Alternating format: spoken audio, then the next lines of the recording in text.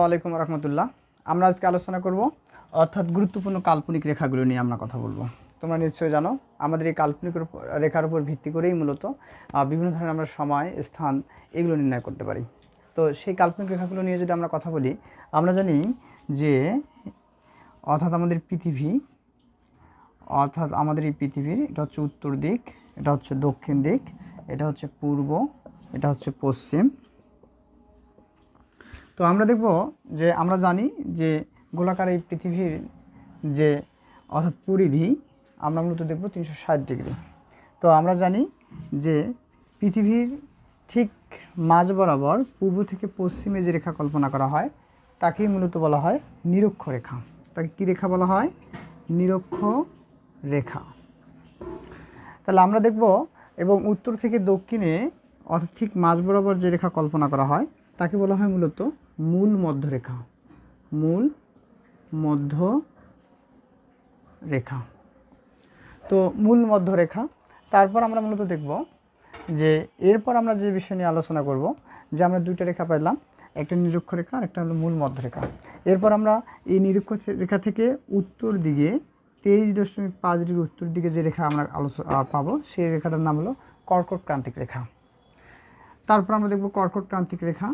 তারপর আমরা মূলত দেখব যে নিরক্ষ রেখা থেকে নিচের দিকে অর্থাৎ দক্ষিণ দিকে যে রেখা কল্পনা করা হবে সেই রেখাটাকে বলা হয় মকর ক্রান্তিক রেখা।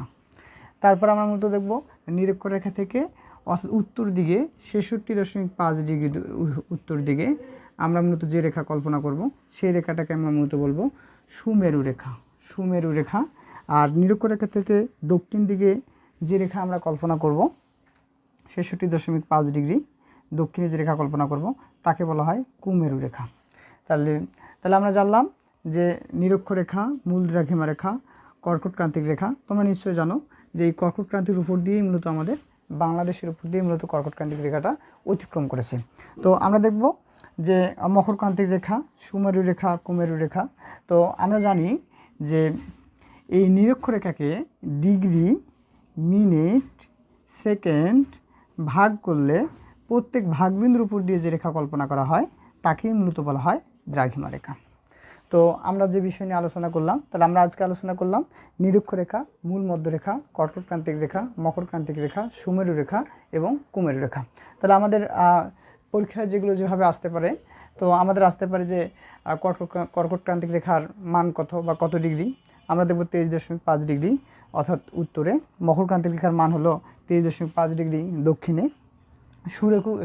সুমেরু রেখার মান হলো 66.5 ডিগ্রি উত্তরে।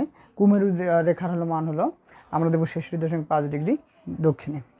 তো এই ছিল আমাদের আজকের, এবং আমরা সর্বশেষ যে বিষয়টা আমরা জানলাম যে দ্রাঘিমা রেখা, যে নিরক্ষ রেখাকে ভাগ করে ডিগ্রি, মিনিট, সেকেন্ড দিয়ে ভাগ করে প্রত্যেক ভাগবিন্দুর উপর দিয়ে যে রেখা কল্পনা করা হয় তাকেই মূলত বলা হয় দ্রাঘিমা রেখা। তো সবাই ভালো থাকবেন।